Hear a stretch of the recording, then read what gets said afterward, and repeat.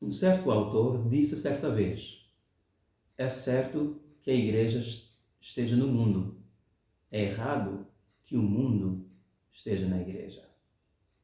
Um barco na água é bom, é para isso que servem os barcos.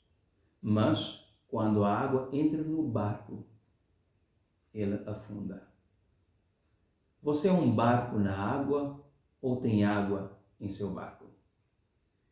E se você tiver água no barco, o que deve fazer? É disso que estamos a tratar hoje aqui no Palavra Viva, andando com Jesus. Tiago, capítulo 4, versículo 4, nos diz o seguinte: adúlteros e adúlteras, não sabeis que a inimizade, ou melhor, a amizade com o mundo é inimizade com Deus? Portanto, quem deseja ser amigo do mundo torna-se inimigo de Deus. O adultério é a quebra do voto matrimonial. Envolve infidelidade a esse voto. No Antigo Testamento, a nação de Israel era vista como tendo sido ligada ao Senhor por meio de um voto de casamento. Vejamos em Isaías capítulo 54, versículo 5, o que diz: pois o teu marido é o teu Criador, cujo nome é o Senhor dos Exércitos. E o teu Redentor é o Santo de Israel, que é chamado o Deus de toda a terra.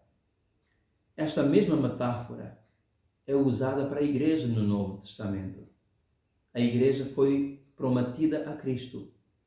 A igreja é a noiva de Jesus. A cerimônia de casamento ainda não aconteceu. Aguarda o retorno do noivo na sua segunda vinda. Enquanto isso, a igreja é chamada para ser uma noiva fiel. Vejam o que é que Tiago diz, ou então o que é que os termos que ele utiliza para infidelidade no versículo 4. Ele diz adúlteros e adúlteras. Agora, se você ler isso de forma superficial, você talvez pensaria que ele, Tiago, estivesse a falar com pessoas que estivessem a cometer infidelidade contra os seus cônjuges. Mas, na verdade, se nós vermos bem, Tiago centra a sua atenção na palavra amizade. Veja, Jesus falou sobre isso quando falou sobre a sua própria geração como ímpia e adúltera. O maior desafio que a igreja enfrenta hoje é a amizade com o mundo. O mundanismo em nossos corações.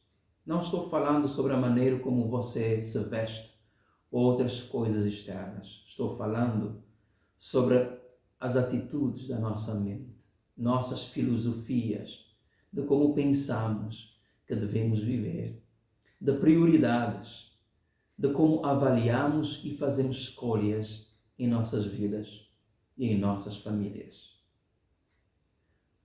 Há uma coisa que eu gostaria de deixar para você e que vemos neste texto. E se queremos vencer o mundanismo, vejamos o que é que o versículo 8 nos diz. Ele diz o seguinte: chegai-vos a Deus, e Ele se chegará a vós. Isso não é necessariamente uma coisa fácil. Nada do que vale a pena ser alcançado é feito sem esforço. Mas fica este convite: chegai-vos a Deus, e Ele se chegará a vós. Fique atento ao nosso próximo Palavra Viva e até lá, como sempre, que Deus te abençoe e te guarde